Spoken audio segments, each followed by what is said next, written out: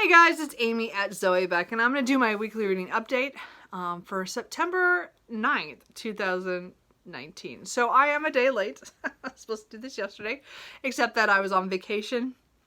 So I didn't get home until about mid-afternoon, and I was like, I'm not going to go film in my office. My cats were all upset because I'd been gone for 4 days, so I didn't do that. So I decided I was going to do it today. So Monday I took off as well so that I didn't have to go back and work on a Monday. I don't know. It seemed like a good idea at the time, and I'm really enjoying it. So anyways, it's my last day of vacation. So anyway, and I did have a good vacation. I was on the Oregon coast, and we went up and down because we stayed in Waldport, but we spent time in Newport, and then we went up to Lincoln City one day, and then we went down to Florence the other day. And so it was very it was really fun, and I had fun with my family, and we ate really well and drank really well, and yeah, I need to go on a diet now. Anyway, so I did buy a lot of books. You'll be getting a book haul. Sorry, you're tilted. Anyway, you'll be getting a book haul probably tomorrow because I did buy books. So anyway, I'm going to talk about the books that I did read during my week of vacation, and the books that I'm in the middle of, and what I think I'm going to read this next week. But we will see. So the first book, I was rereading Woolf Rain by Nalini Singh. Again, this is one of my favorite authors. This is book, did I decide it was 18? It's up there, 17 or 18. I think it's 18 now. I think so. Anyway, this was the one that came out in June. So I've already this is now my reread of it already. It's only been a couple months. But again, she is one of my favorite authors. This is one of my favorite series. Again, this is a kind of it's a paranormal romance where the world has changelings and psychics and humans all vying for power. And then there's, again, because it's a paranormal romance, there are couples in every book, different ones that we get to meet and learn about and watch their love story. But also the world building is just fantastic in these. So anyway, again, I totally love these. So now I've done my reread of this. And usually I do that. I do that on the first year that the books come out. I usually read it several times that year, and then later I'll pick up random books here and there, but which you'll probably see. But I did want to reread this one. I was feeling a call to do that. And then, again, later this month, I will be focusing on her other series, the Gila Hunter series, when the new books comes out for that one, and I will probably read the book before that. The number before. I think that was, I think number 12 is coming out, and number 11 I'll probably reread. Anyway, so reread of Nalini Singh is normal for me. You should know that if you've been here a while. Then, as another reread, I picked up The Castle of Wizardry by David Eddings. This is the 4th book in the Belgariad series. Again, 4 of 5. Again, I'm really enjoying my reread of this series. Again, this is a series that I was given at 14, so I believe it is a fantastic entry point for epic fantasy because it is light, it is not super dense, and the magic makes sense, and it's more of a travel kind of story where they're going from country to country, so you get to learn all the different countries, and you get to meet all these different people. And again, the cast of characters are some of my favorite of all time. So I just love these books. Now, this is actually my least favorite book of the 5 books, for sure. It is not my favorite. Only because it doesn't move as much, because, I mean, things are happening. The things that have happened from the first 3 books accumulate to what happens in this book. And it is important, very important what happens in this book. But it is just a little, a different pace than some of the other books. So this is just a little harder struggle, but it does pay off for when I read the 5th book. The 5th book goes off of what happens in this book. So it makes sense. It's just a different feel from the other books, but it's still one of my favorites. Again, as I said, I rated all those 5. This one's always been, 4, but it's, again, I still read every time I do the reread. And the last time I reread these was probably about 9 years ago, I think is what I figured out.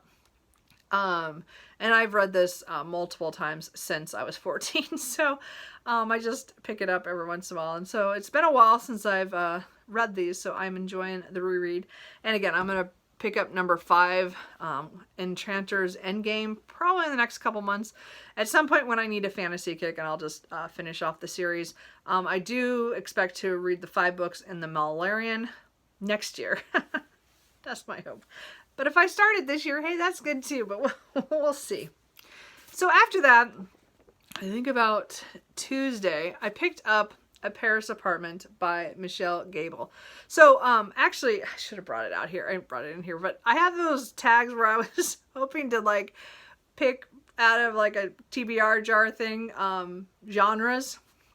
And I picked out, I decided after I finished that, I'm like, well, I'm on vacation. Maybe I should pick one of the genres that, you know, that is in this little thing. I should have brought it out here. Anyway, point is, it's out by the thing, my couch, because that's where I was using it.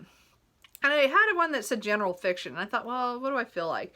And I looked at my bookshelf, and this one called to me, because this was one I bought, I think, back in December. And I've been wanting to read it all year, and I finally picked it up.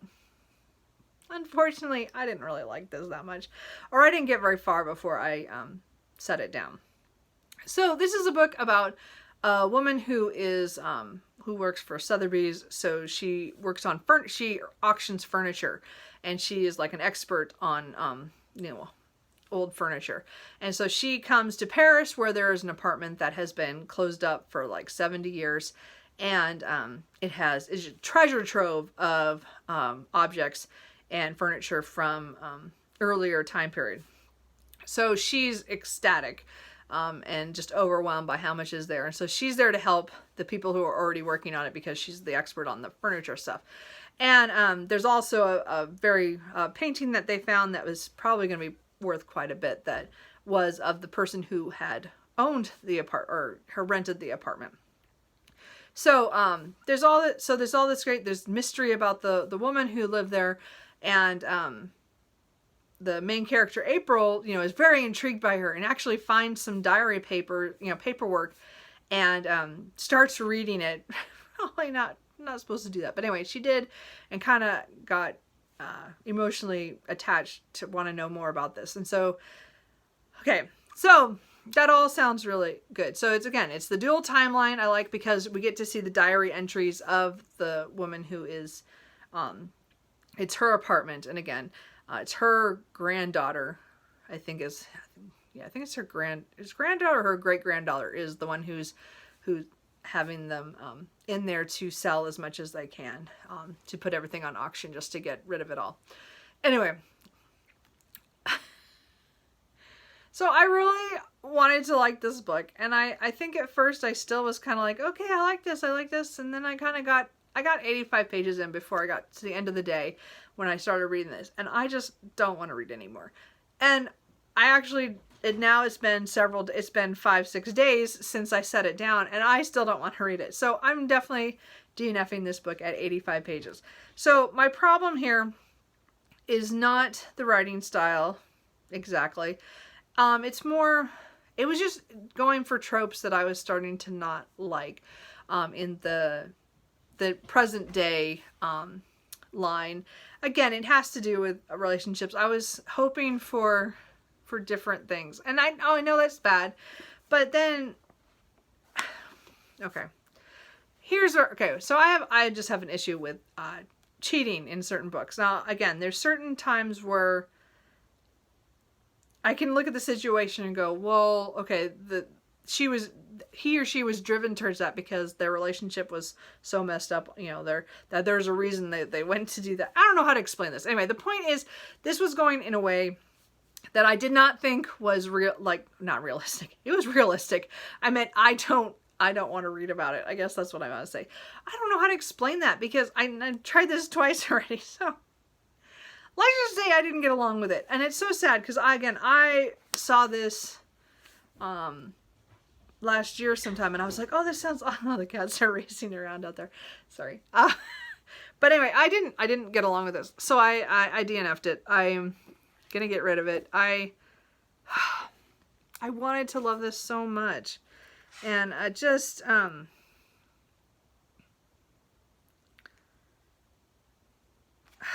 I even marked something here.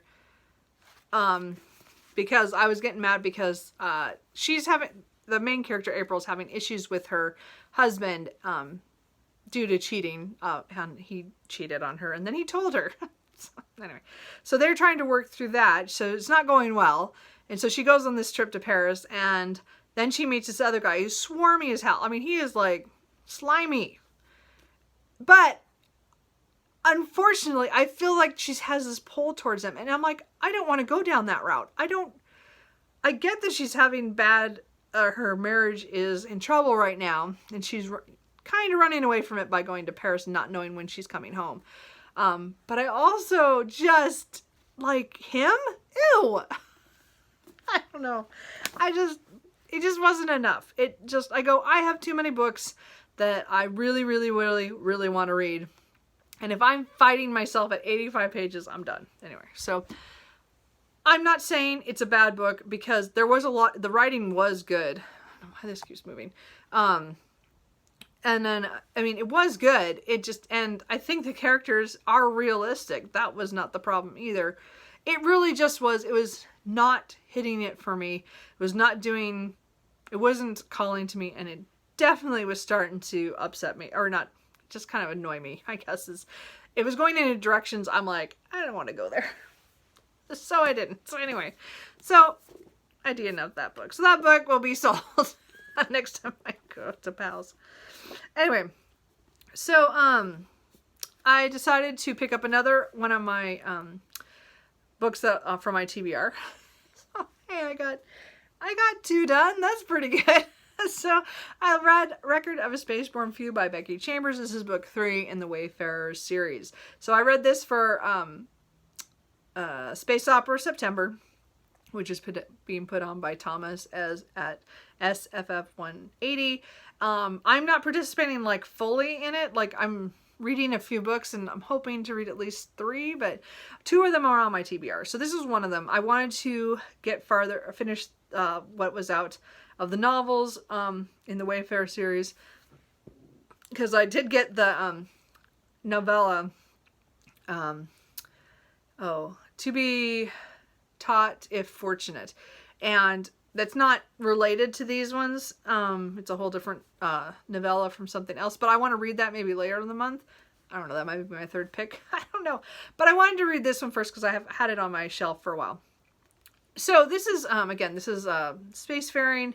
This is the talks about the fleet that was the Exodus fleet from Earth when it became uninhabitable, and there are all these ships that are traveling together in a convoy kind of thing. They were, and then they've now, this is many years after they were connected to the GC or whatever is the community of that universe or whatever, where they were found by other aliens and then helped to establish themselves near a sun that nobody was using so that they could just live their lives on those ships. And so these are generational ships. They're, a lot of people have, their families have been there for generations since the Exodus, and it's the biggest section of like humans, I guess, or it's a good section of where humans live. But a lot of them are leaving, the youngers are leaving, and the olders, people want things to stay the same, but because they're attached to the GC now, everything, the things are kind of changing.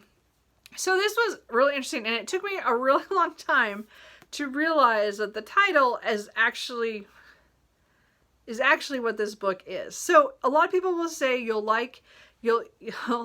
most people think this is kind of an okay book because they really liked either The Long Way to a Small Angry Planet, or they really liked A Closing Quantum Orbit, and then this one falls kind of in the middle.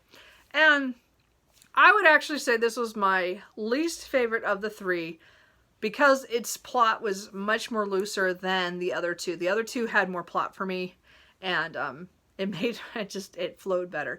But by the time I got to the end, I realized that the title fit. And I love when that happens. You're like, oh, I got it now.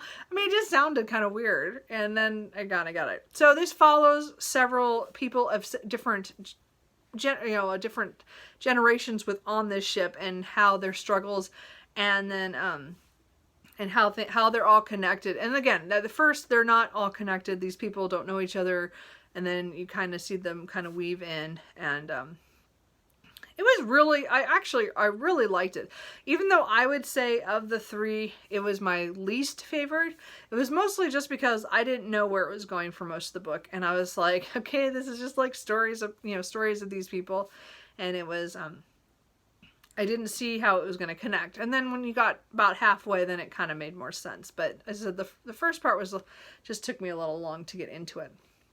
But I still think this is, I mean, again, as I said, I think this is a really good book overall. I just, of the three, it was my least favored. So I think I'm kind of the minority in there. Usually everybody else is like, it says this is the middle book. I'm like, no, but that's fine. I'm just so glad that I did pick this up and read this. I think it was worth it. And again, I still really enjoyed it. It's just, it was not my favorite. And, but I'm caught up now on this series, and I can read her novella, and then hopefully we'll get more of these books. I don't know if we are, but that would be cool. I mean, I like what she does. Is just, as I said, all her books have been structured differently, so I really enjoyed that, just because they're different, so I like that. But as I said, just not my favorite, but overall, I'm really glad I read that. So anyway, I don't know if that helped you at all or not. Anyway, so the book that I'm reading right now is The House Between Tides by Sarah Maine. I've had this on my shelf I must have bought this last year. Anyway, so this is another one of those dual timeline historical fictions that I really like, even though some of them don't work for me. But this one really has so far. So there's two timelines, and this takes place in Scotland on a little island that's you can only get to when the tide is low. So you're trapped on that island if you don't have a boat.